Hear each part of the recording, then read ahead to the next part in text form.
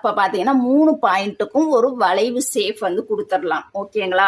இந்த இடத்துல நம்ம வந்து வளைவு சேஃபும் கொடுத்துக்கலாம், இல்லாட்டினா கிராஸா முக்கோண மாதிரியும் கொடுத்துக்கலாம். ஓகேங்களா? இங்க வளைவு சேஃப் கட் பண்ணோம் அப்படின்னா பெல்ட் பட்டிக்கும் வளைவு சேஃப்ல தான் கட் பண்ணணும்.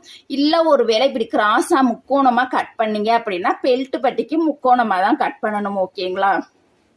இப்போ வந்து நான் ஒரு வளைவு சேஃபே நான் கொடுத்துட்றேன்.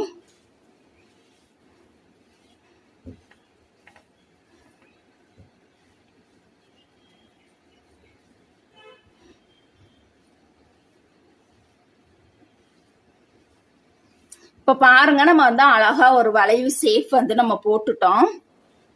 இப்போ ஃப்ரண்ட்ல பார்த்தீங்கன்னா இந்த ஆம்கோல் சைடு உள்வளைவு வந்து நம்ம குடஞ்சு கட் பண்ணுவோம். அது கட்டிங்ல வந்து கட் பண்ண வேணாம், ஸ்டிச்சிங்ல நம்ம கட் பண்ணிக்கலாம். இப்போ இந்த பகுதியை நம்ம வந்து கட் பண்ணி எடுத்துடலாம்.